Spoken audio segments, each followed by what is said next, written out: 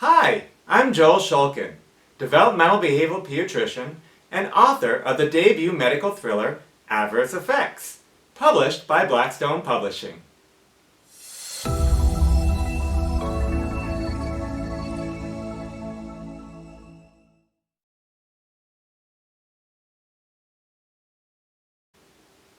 Adverse Effects introduces us to Boston psychiatrist Christina Silva, who has found great success from the experimental memory drug Recognate.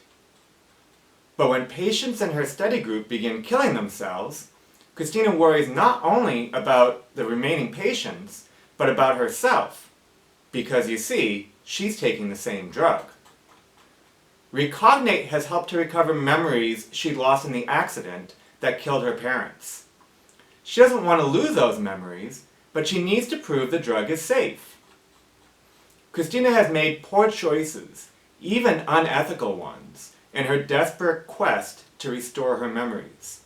She's made mistakes in the past she doesn't even remember. Over the course of the book, she rises above her fears and risks her own safety and memories to save those she cares about. But she's dogged by hallucinations, nightmares, delusions, and a commanding voice in her head. She struggles to keep her wits while she battles real and perceived threats against her career and her life. As her mental state deteriorates, she must face the possibility that she's either going insane or everyone she trusts is against her, or both. To find her true identity, she must confront friends who may be enemies and the adverse effects of a drug that could destroy her.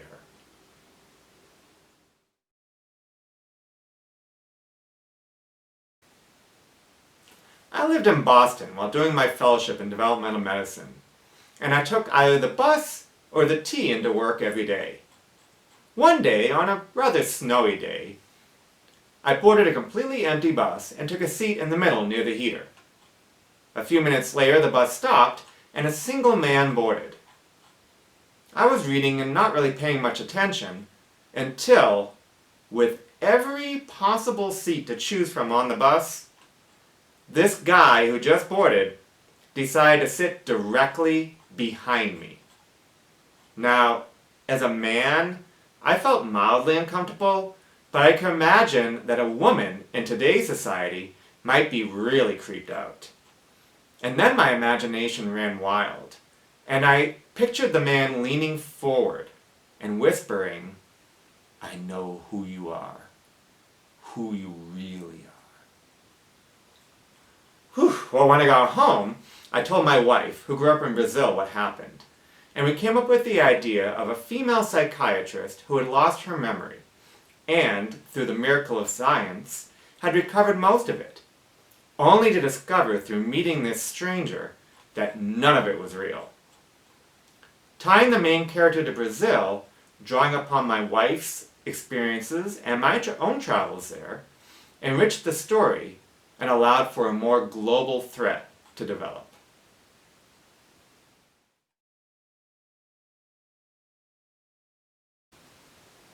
So this scene that I'm going to read to you is based on my experience that I mentioned on the bus in Boston. And in this excerpt, Christina has just met the stranger at a bus stop and, thinking that he was accosting her, attacked him. When she realized that he was just trying to return a book, she feels extremely embarrassed and apologizes and kind of sheepishly gets on the bus, and she's just found her seat in the middle near the heater. As he walked by her, the husky man's eyes flicked in her direction. The corner of his mouth twitched. She couldn't read his expression, but doubted it was positive. He plopped into the seat behind her. Christina sat up straighter, forearm hairs bristling. An empty bus, and he chose to sit there? The bus started moving. She forced herself to relax. He probably wanted to be near the heater too. She had no idea why she was so jumpy. She needed to calm down.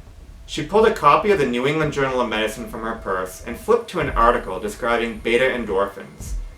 naturally occurring opiate-like neurotransmitters. The authors claimed a synthetic version restored memory in mice that had been exposed to toxic drugs. However, the mice became aggressive over time.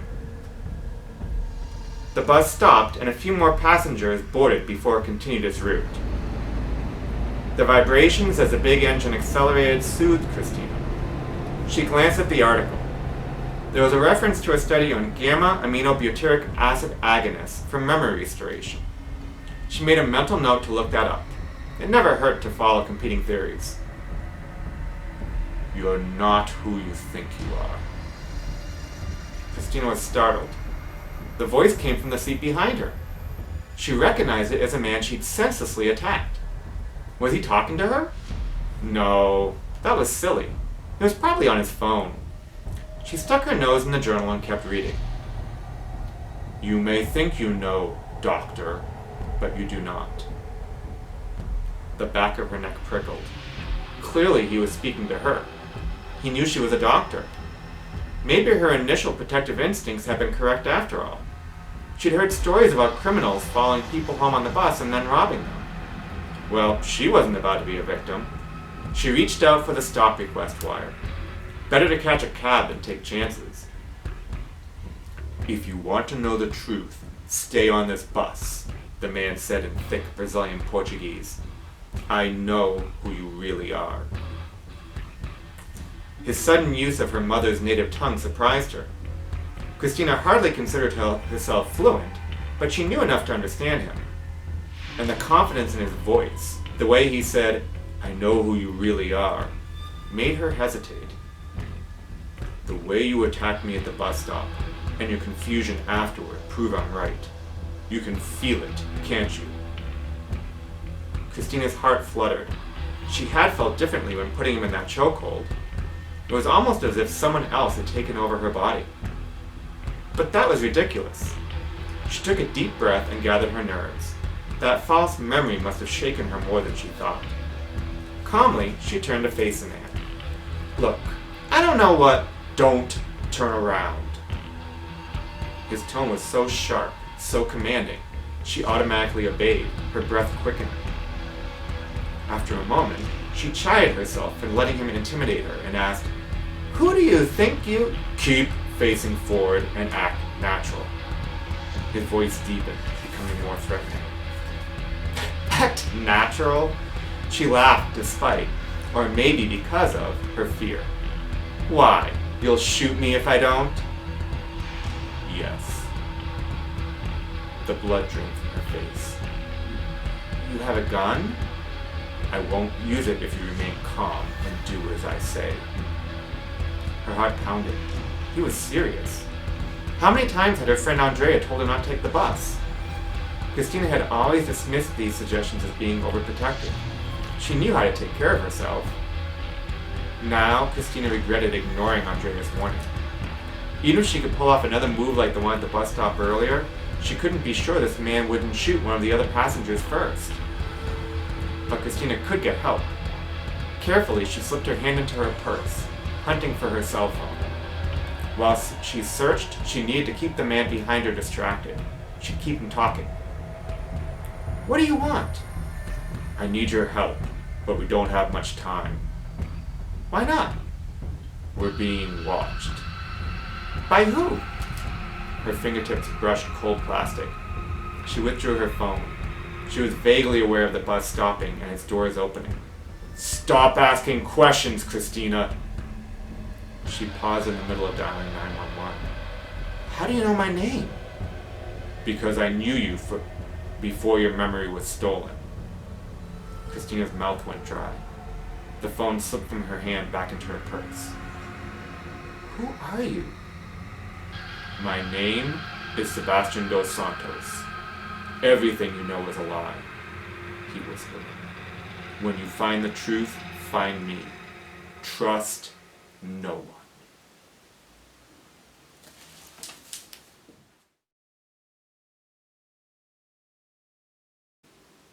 So you may be wondering what a developmental behavioral pediatrician is, right? Well, what that means is that I work with children who have autism, ADHD, learning disabilities, and other developmental disorders. I also spend a fair bit of time working with these children when they have other mental health conditions like depression, anxiety, bipolar disorder, and sometimes even psychosis and schizophrenia, which gave me a pretty good background for writing this book. I've lived in various parts of the United States and overseas, having spent 6 years active duty in the United States Air Force. I currently live in Florida with my wife and 2 girls. I also have a master's in public health, which comes in handy when tackling ethical, legal, and research issues in my writing. While living in Boston, I was fortunate enough to meet the legendary medical thriller author Michael Palmer at a medical society meeting. And after speaking with him and hearing about how he first got into writing, I became inspired to write my own medical thrillers. And he helped me a great deal in getting this book out there.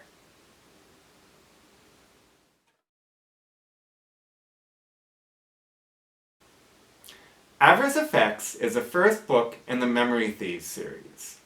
I'm currently working on book 2, Toxic Effects, along with 3 other medical thrillers that tie into the series, as well as articles for various magazines on writing suspense and thrillers from a medical perspective. You can find links to those articles on my website.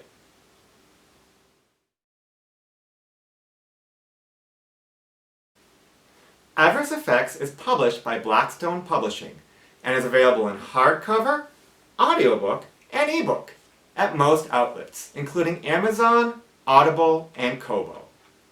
You can also support your local bookshop by buying directly from them, or by ordering from IndieBound or bookshop.org.